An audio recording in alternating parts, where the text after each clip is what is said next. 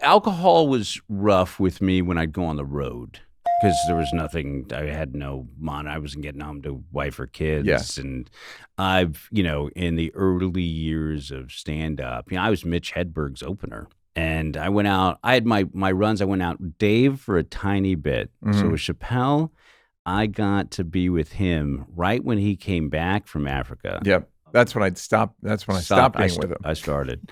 And so he came back. He saw me at the San Francisco Punchline, sits next to my little brother. And I get the note on stage, Chappelle is here, wrap it up. But I'm doing a headlining weekend. Yeah. This is, what were the years? It was 2005? 2005, yeah. So in 2005, I'm doing my first big headlining weekend. And on my Saturday night, I get a Chappelle's here, wrap it up.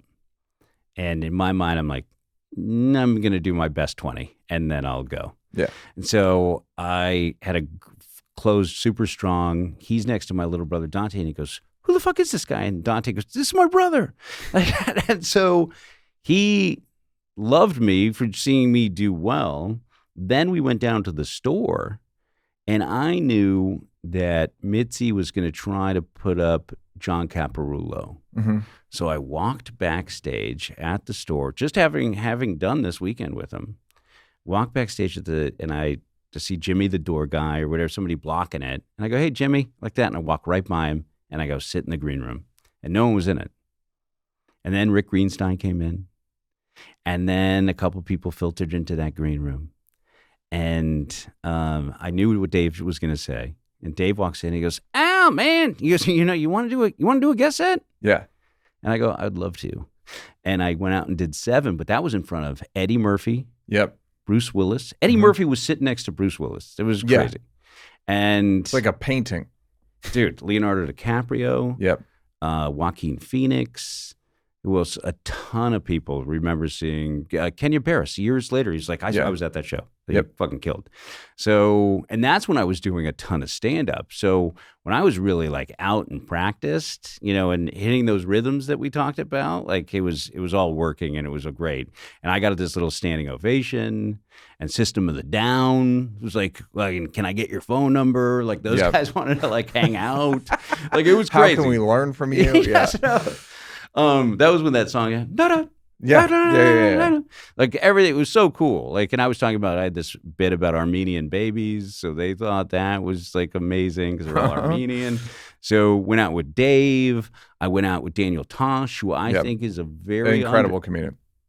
How do Spade? I hope people. I don't know enough, but David Spade and Daniel Tosh, great comics. Like both very, very funny. David Spade on any podcast, so fucking funny. I would put David Spade on Smartless up against any podcast. Like I think he is. Yeah, I haven't heard it, but wonderful. I'm sure. Just hilarious. Yeah, he kills me. Yeah, he's so funny. They had Michael Keaton on with Bad Audio the other day because I love Michael Keaton as well. And they had him on with Bad Audio, and he was so fucking funny because he just mumbles. He tags some stuff that they just breeze by. I think David Spade is one of the funniest. Daniel Tosh is one of the funniest. And so I went out with Tosh, but spent a lot of time on the road with Mitch, and we were going at it. I mean, everybody was partying it up, and there was a lot of late nights. Heroin? I didn't see heroin. Okay. But he did.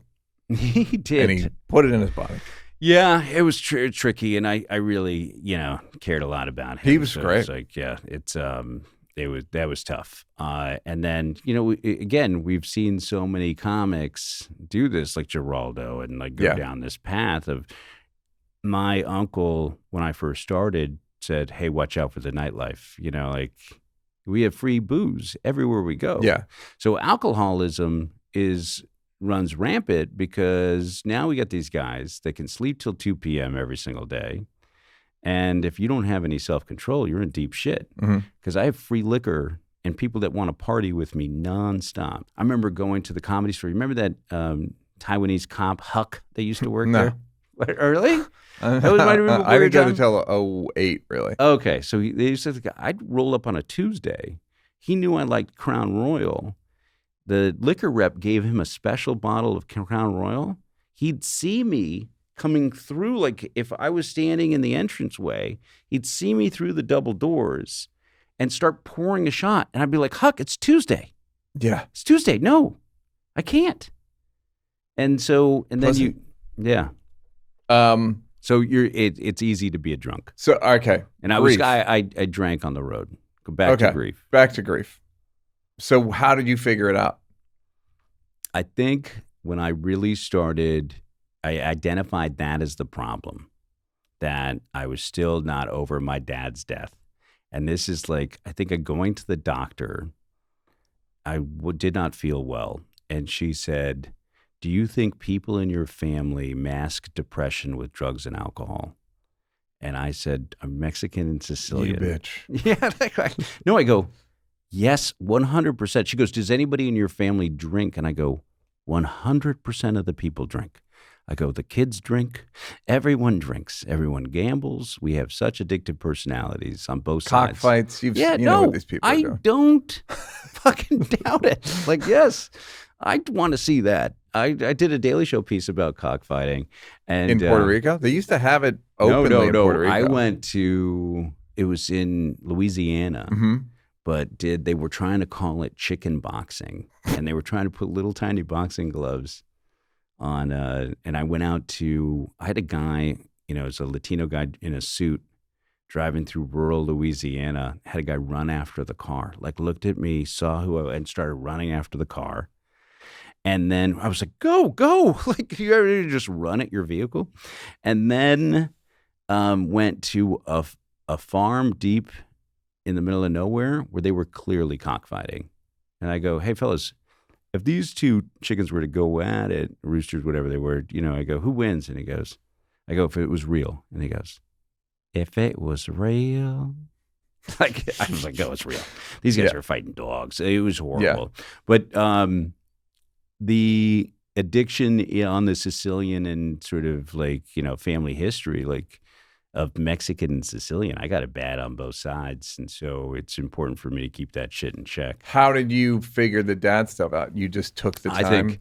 I think it's like when she said, are you masking depression with alcohol? And I wasn't like drinking a ton, but do you have a family history of people trying to mask their depression? Are you depressed? And I was like, I think I am a little depressed. Yeah. And so that was like the first sign, and that was about 3 years after he passed that I started to realize that was probably the root of a lot of it. Hey, did you like that? Did you like that? Yeah, did you like it though? You want more? Don't want to work? Would rather watch videos of me grab-assing with people? First of all, go up here to subscribe, and then go up here to watch more clips. This is like when the weatherman says there's a high pressure system coming in. I'm not really used to the green screen.